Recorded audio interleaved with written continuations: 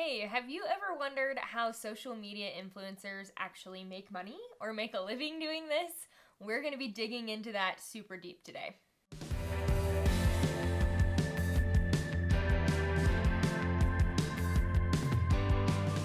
Welcome to Mirror and Thread. Cody's joining me today. We have something completely different planned. We're doing a little informational type video because we consistently get this question over and over about how we actually make money doing this, or how bloggers or influencers, whatever you like to call them, make money in general. So if you didn't know, I do this full time now. I was a speech language pathologist and left my career as an SLP in August. Is that right? Yes, correct. To do this full time, and I think some people that we know were a little bit freaked out about the idea of me doing that. Like, wait, that's just like Monopoly money though. That's not a real way to make an income. Yeah. And now Cody actually does this pretty much full time with me. We both do Mirror and Thread. For the most part, I have a design agency on the side. I do websites and branding and stuff like that. But for the most part, this is how I spend most of my time. Yeah, so we both do. So basically, we thought it would just be helpful maybe for you guys if we kind of talked about how people actually make money doing this, how we in particular make money doing this, and I don't know, just maybe prove that this is a viable source of income to any of our family members out there still worrying that we'll we send might a link to all of our family we members. might be homeless soon. So, all right, let's jump in, yeah? Sure. Okay, so the first stream of income is affiliate marketing. And this is, if you guys don't know what affiliate marketing is, I'm going to kind of break it down a little bit. It's essentially a way to track through links and give credit to whoever has that trackable link. And so we produce links through our affiliate marketing company that we work with that have a unique trackable link. And so when anybody watches a video or looks at our Instagram and clicks on that link, it will record that and tell our affiliate marketing company that we get a commission on a sale if a sale occurs. And so it doesn't cost any more to the consumer. So if you're like watching our video and click our link, it doesn't cost you extra. We just make a percentage of the sale for referring you to that product. It's almost like, you know, whenever you go into a retail store and they work on commission where they get a certain amount above their salary for driving a specific sale. It's basically like that, but for online. So affiliate marketing right now is probably our strongest stream of income. It also is sort of the stream that can scale, and it doesn't require more work. So like the bigger our audience gets, the bigger that stream of income just naturally gets. You want to talk about Reward Style a little bit? Yeah, so we kind of do, we have a couple different affiliate companies that we use. We use Reward Style, which if you haven't heard of them, they're basically just a big umbrella company that has relationships with a lot of brands already set in place. So then we can just use any link through their company and basically be with any national retailer brand. And then also we do some specific things with Amazon's affiliate company as well.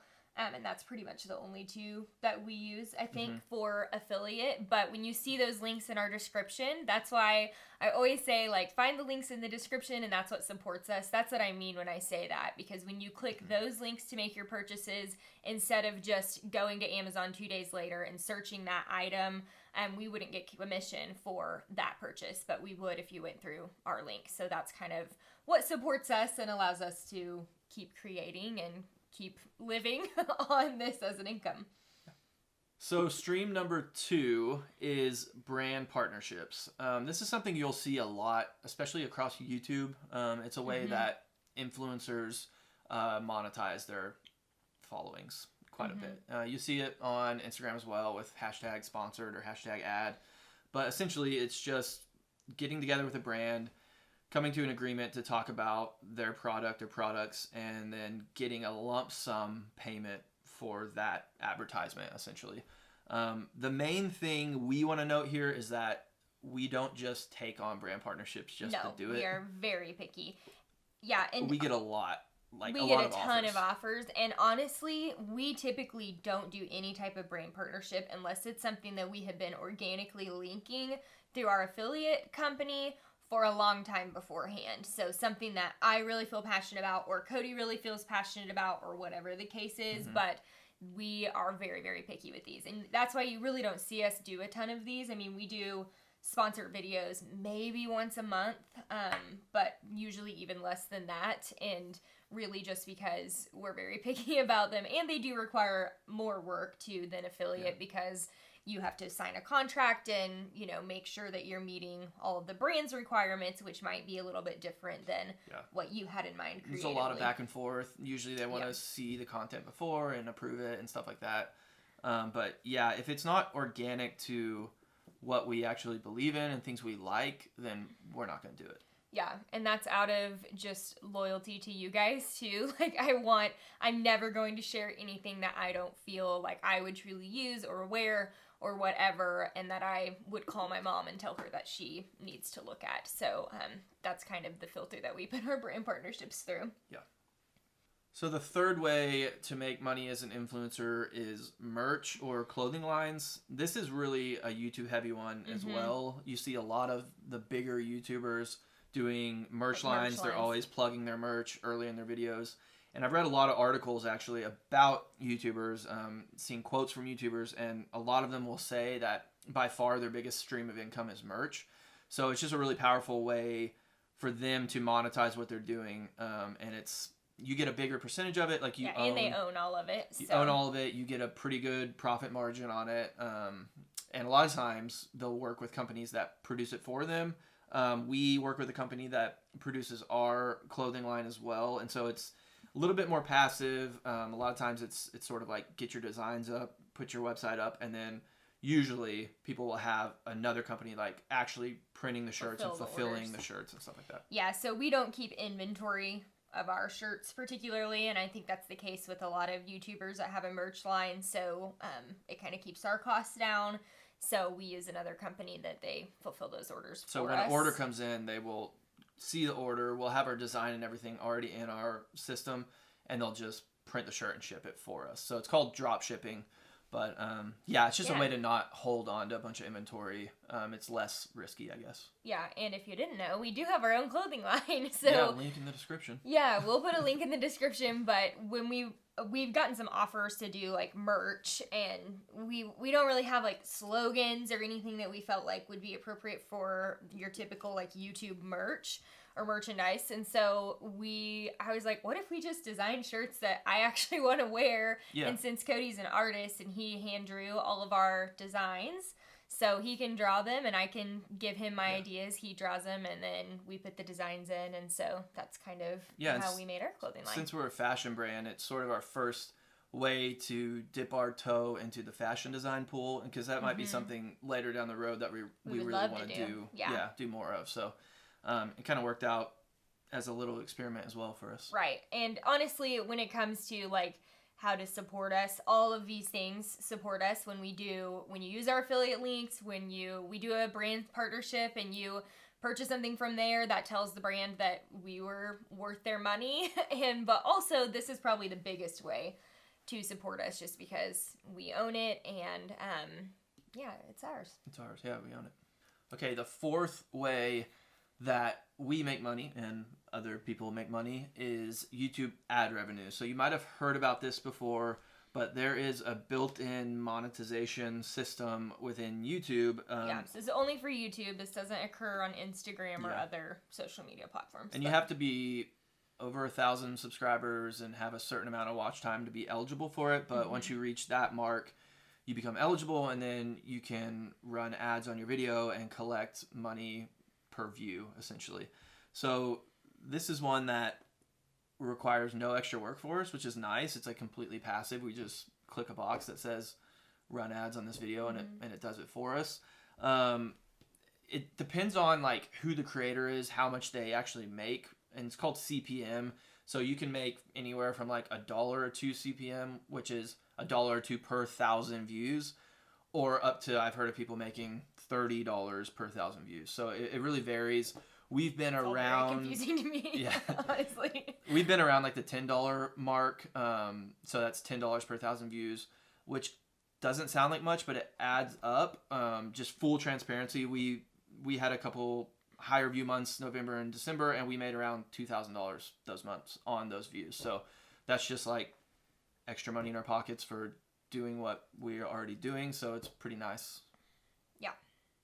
So you might have sort of heard that YouTubers make a lot of money. I think that's sort of a thing floating around out there that like big YouTubers make a lot of money. I mean, a lot of them are buying like these huge houses and crazy cars and just kind of living lavishly. I mean, we're a pretty small channel and this is a nice little income for us. So you can kind of see how it scales up. Like if you're doing millions and millions of views a days. Yeah. Yeah, it really, the numbers start to get really, really big. And that, like I said, it's scalable without any extra work. It's completely passive. So like the bigger the YouTube channel and the more views they're getting, the more they're just automatically getting in from ad revenue. So it does get kind of crazy when you get bigger. Yeah. And then they also, you can do this through your website, right? Get ad revenue through Yes, so your that's website. another way to get ad revenue.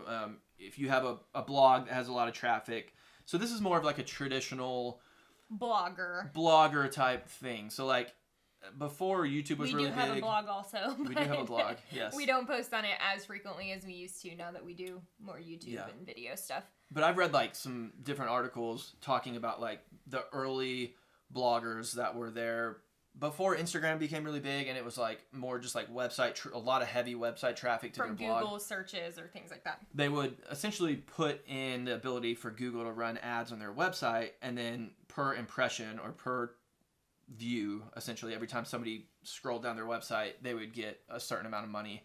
And I heard like the early bloggers were making like a killing doing that because they were getting so many, because it was just a little bit different time. Like now everyone's like really heavy on social media, but then it was like, I'm going to your blog and spending a lot of time scrolling through it, and people made a lot of money on running ads. But Pinterest is good for that too. If you're curious about doing blogging, you can drive a lot of traffic to your actual blog website and what you own through Pinterest too. I think maybe even more so than like through Instagram or something. I find that people will click on those things a little easier than having to get all the way out of Instagram and on into your blog. But that varies a lot, blogger to blogger and influencer to influencer, which is the case with all of these things. Like all of these streams we're just kind of going over, but these vary a lot based on the blogger and what they're putting their energy into. Yeah, for sure.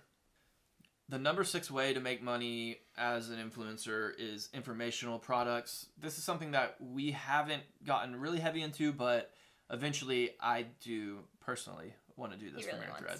And he's really good at this kind of thing. So one informational product that I have done is I've consulted with people before. So I've essentially charged an hourly rate to other bloggers in our area to kind of make their website or teach them how to do certain things online, techie things, I guess. So that's one way, is like consulting or teaching or coaching. Another way would be ebooks or online courses. So that's just a way to sort of package your knowledge and your expertise into a course or an ebook and sell that through your blog. Which is, again, he's interested in. So I'm very interested in this. If you want more info from Cody, who knows all the things about blogging and business, and he just honestly is really good at this kind of thing and has taught me so much. So if you're interested in that, please do let us know in the comments, and that will give us a little bit of a push to kind of get started on some of that. Yeah, that'd be great. And then the last would be presets. We talked about a lot of bloggers sell presets, which is just a way to edit photos to make them look really cohesive and nice. We have purchased presets from a blogger before, and we use them on our feed, on our Instagram feed. Mainly it helps for Instagram. Mainly for Instagram, yeah. Or blog, I guess. Yeah, but that's another way that I've seen specifically fashion bloggers using that to monetize as well. So the 7th and final way that we could think of for bloggers to make money, this isn't something we've done yet, but it's a licensing deal, and this is really reserved for bigger YouTubers and bigger bloggers. You may see, every once in a while, you may see a blogger do like a line with a clothing brand, or you may see a YouTuber do a line of retail products with Walmart or Target or whoever. That's typically a licensing deal where that influencer will sort of sell their image and their name to that company and then get money back, whether it's a royalty deal, which is a percentage of each sale, or a lump sum. It can kind of be structured a lot of different ways, but you kind of know you've made it if you got a licensing deal. Yeah, I feel like. for sure. But so that's That's it. That's all we know about. Anyways, there's probably more ways. There's definitely more ways. Those are the ways that we've either utilized or seen other influencers utilize. So hopefully that was helpful to you and kind of was a little eye-opening maybe about how this can actually be a career. And one just quick note, I will say that all of this takes a lot of work and a lot of time. So we didn't make basically a dime until we'd been doing this for 2 years. That's a good point. I wasn't even going to say that, but yeah, it is it's not overnight. delayed gratification game, I feel like, for sure. Yeah. So we're really grateful to be in this place, and we thank you so much for your support and are just really appreciative of all that you do every day to make sure that we can continue to do what we love.